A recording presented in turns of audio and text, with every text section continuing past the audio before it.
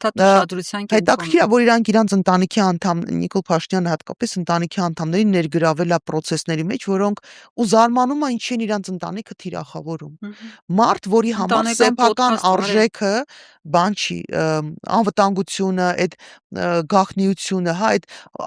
բան լինելը, ընտանիքն հենց բան է, որ չես կարող բերել սարքել խաղալիք, էլի։ Մենք բոլորս ամեն ինչ անում ենք, որ մեր երեխաները հնարավորինս անվտանգ լինեն, հնարավորինս աչքից հեռու լինեն, որ չթիրախավորվեն։ Բա դու երեխուդ վերցնում ես գնում ես ծիծեռնակաբերդ իմանալով հանդերձ, որ այնտեղ կոնֆլիկտ կարա լինի։ Բա դու քո երեխեքին թույլ ես տալի, որ հասկանում են, որ չափահաս են, չես կարա արգելես, բայց իրանք շարքային չափահաս չեն։ Իրանք վարչապետի զավակներ են ու պիտի գիտակցեն։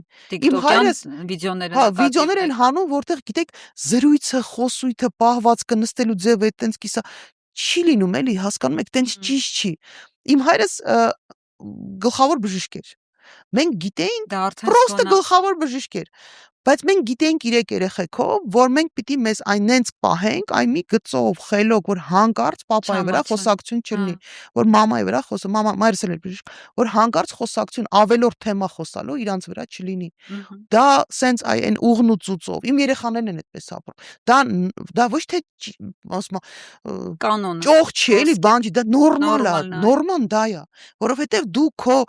մեծը փոքրի հետ մենք միասնական մի գիծ ենք, մենք իրար համար պատասխան ենք տալիս։ Երբ որ դու չես ընկալում, դու որպես սպառող,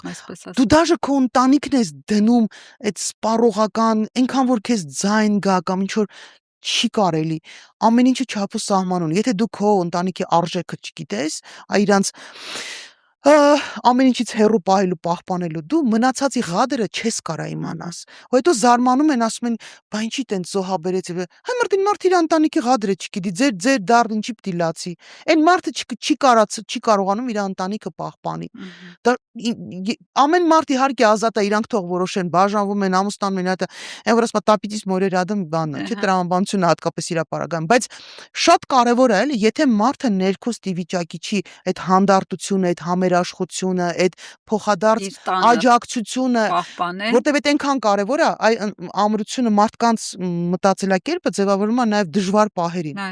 Ամենադժվար պահերին դու հասկանում ես, որ ինչքան կարևոր է քո կողքը ունենալ մտածող, հոգատար մարդ, չէ՞, նաև երեխաներն են հասկանում դա ինչքան, դա դաստիարակչական բնույթ ունի։ Բա դու սկի քեզ չկարացար պահել։ Դու ես երկիր գալու ես, որ ինչ անես ուզում եմ հասկանալ։